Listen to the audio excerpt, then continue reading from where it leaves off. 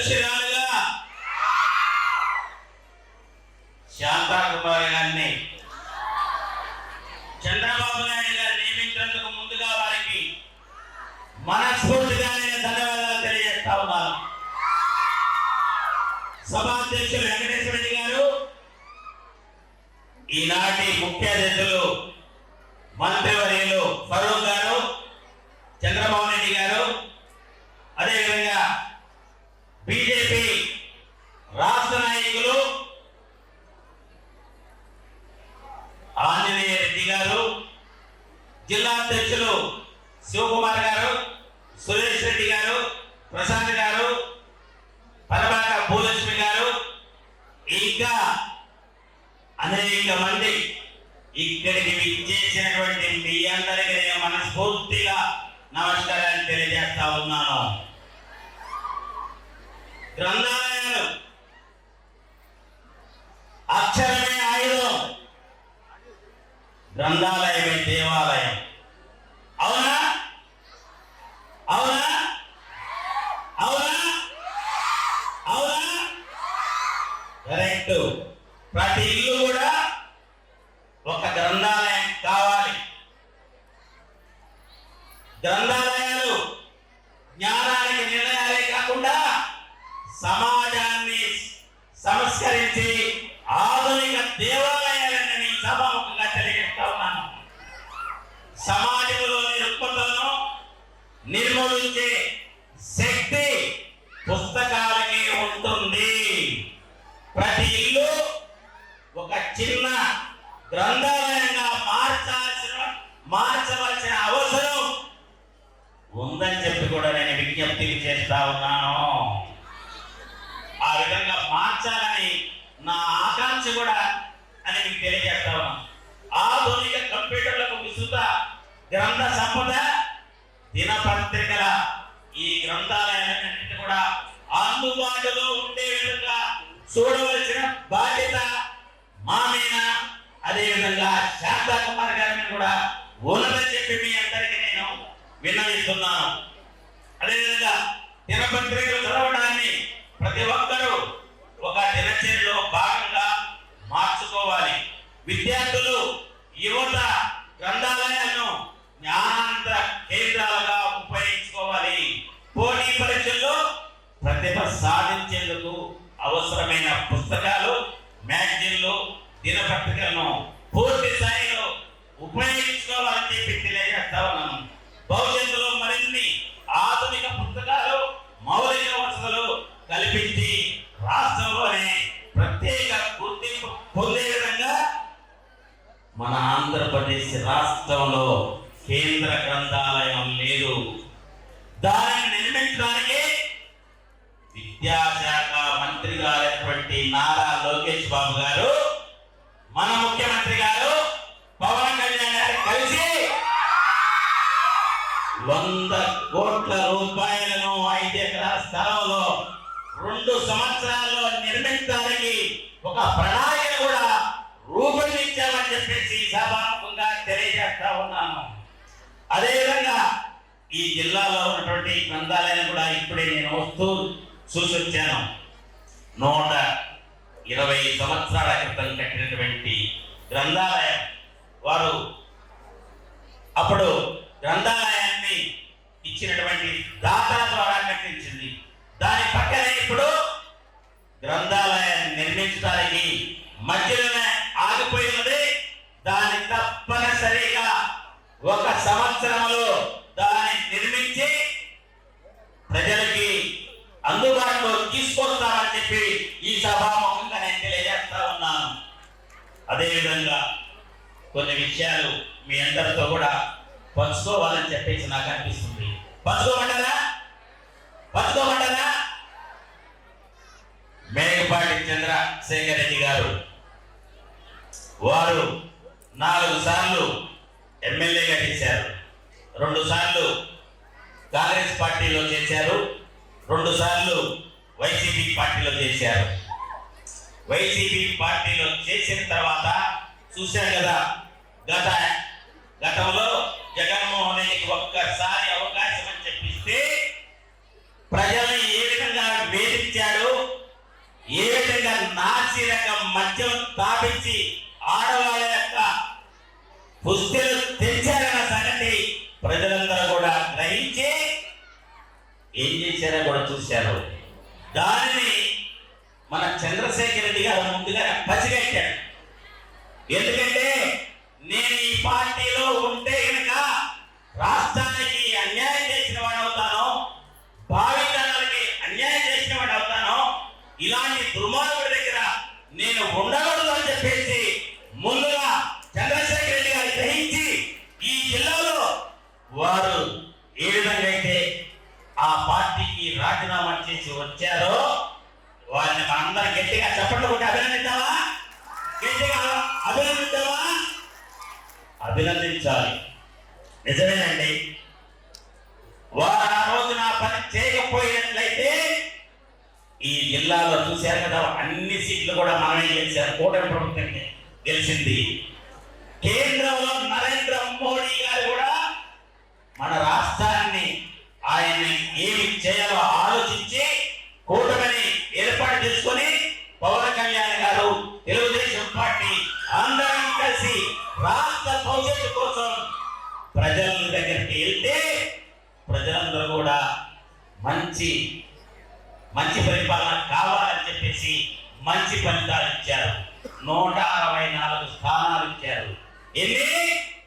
164 స్థానాలు ఇచ్చి 164 అడుగుల లోతుల వైసీపీని బాధ పెట్టి నిన్న ఒక దుర్మార్గుడు మాట్లాడుతున్నాడు.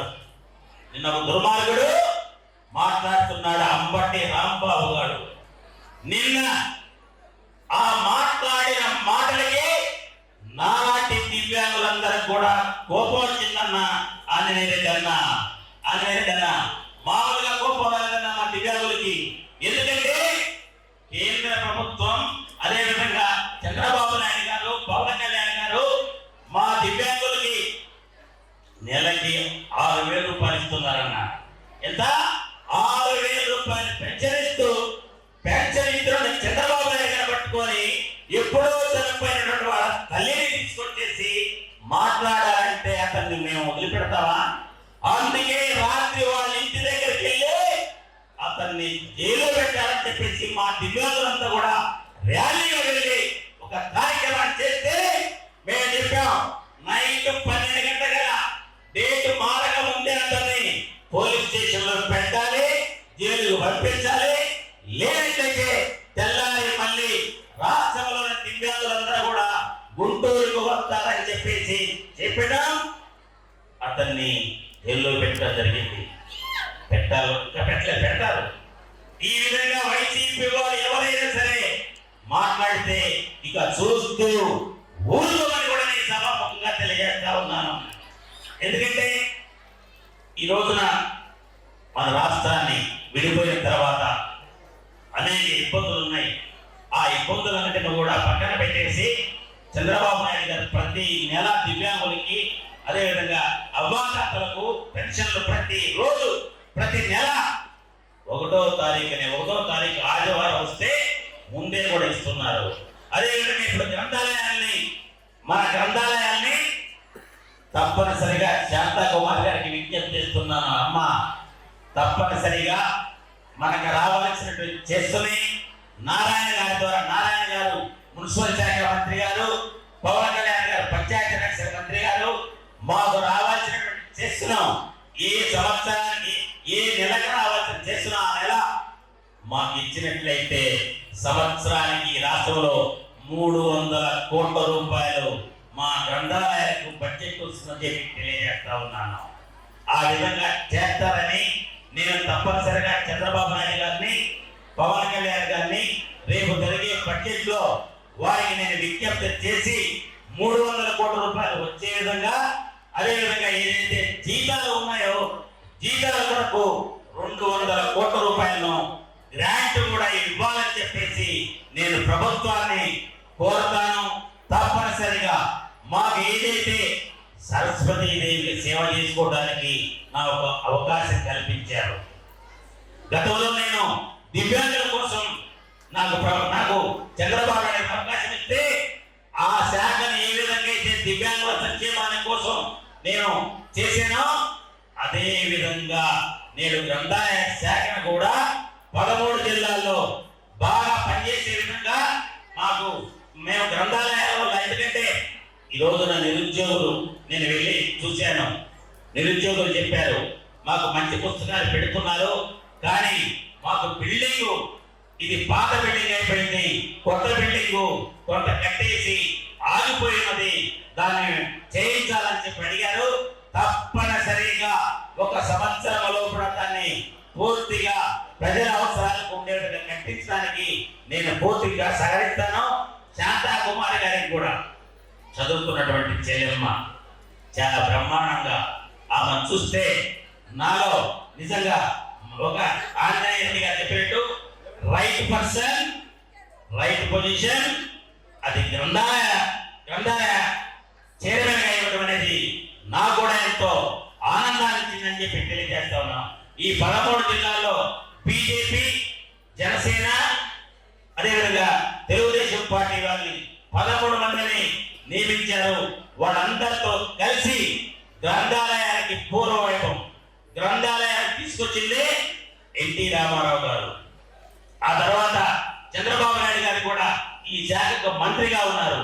ఇప్పుడు లోకేష్ బాబు గారు ఈ శాఖకి మంత్రి గారు కాబట్టి వారు కూడా ప్రత్యేక శ్రద్ధ తీసుకొని గ్రంథాలయాన్ని ముందుకు తీసుకుపోయి, ఎందుకంటే ఇప్పుడు గ్రంథాలయాల్లో విదేశాల్లో నేను వెళ్ళాను, నేను అమెరికా వెళ్ళొచ్చానన్నా ఒక నెల రోజులు ఒక 8 స్టేట్లు తిరిగాను. 8 స్టేట్లో కూడా దాదాపు ఒక 10 గ్రంథాలయాలకు వెళ్ళాను. పెద్దలు చిన్నలు అందరూ కూడా గ్రంథాలయానికి వస్తున్నారు. అందుకే నేను పిలుపునిస్తున్నాను, చిన్నపిల్లలకి, మన పిల్లలకి సెల్ ఫోన్ నుంచి దూరంగా ఉంచాలంటే మన పిల్లలకి సెలవు వచ్చిన మీకు దగ్గరలో ఉన్నటువంటి గ్రంథాలయాన్ని పిల్లలు సందర్శించే విధంగా పెద్దలు చర్యలు తీసుకోవాలని చెప్పి నేను తెలియజేస్తా ఉన్నాను. ఆ విధంగా చేస్తారా చేయాలని చెప్పి కూడా నేను కోరుతా ఉన్నాను. ఎందుకంటే పిల్లల్ని గ్రంథాలయానికి తీసుకుపోయి పుస్తకాలు చదివిస్తే జ్ఞాపక శక్తి పెరుగుతుంది. ఒకవేళ విధంగా చేయకుండా సెల్ ఫోన్ వాడికి ఇవ్వడం వల్ల వాడికి జ్ఞాపక శక్తి ఉండదండి, తగ్గిపోతుంది. పిల్లలకి తగ్గిపోకుండా ఉండాలంటే, మెమొరీ పెరగాలంటే పుస్తకాలు తప్పనిసరిగా చదవాలి.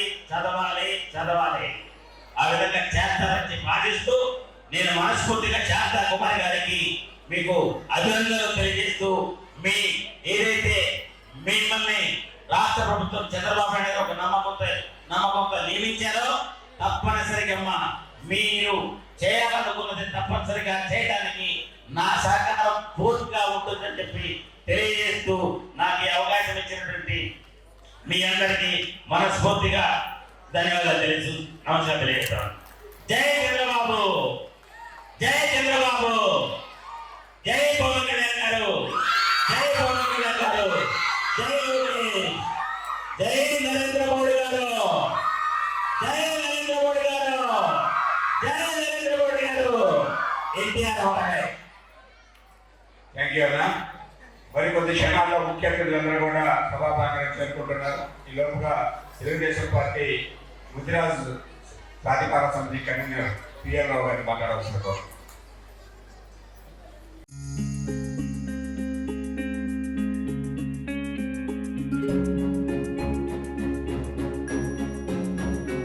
పెద్దమ్మాయి లాగే చిన్నమ్మాయి పెళ్లి కూడా గ్రాండ్ గా ఎలా చేద్దామని ఆలోచిస్తున్నారా? అవును, వాళ్ళిద్దరూ నా 2 కళ్ళతో సమానం కదా. మరి ఇంకేం, అంజనా ఇన్ఫ్రా ప్రాజెక్ట్స్ లో చేసిన ఇన్వెస్ట్మెంట్ తోనే మన పెద్దమ్మాయి పెళ్లి చేశాం. అవునుగా, మరి అలాగే చిన్నమ్మాయి పెళ్లి కూడా చేసేద్దాం. అంటే అంజనా ఇన్ఫ్రా ప్రాజెక్ట్ లో మళ్ళీ ఇన్వెస్ట్ చేద్దాం అంటావా? మళ్ళీ కాదు, మళ్ళీ. Hello sir. Hi sir. Thank you. You are welcome. Thank you so much. మా కార్యాలయం చిరునామా GR Orchid, door number 26-1-1920, flat number 40, opposite Krishna Chaitanya college, mini bypass road, Gomathi Nagar, Nellore. Phone number 8978978936.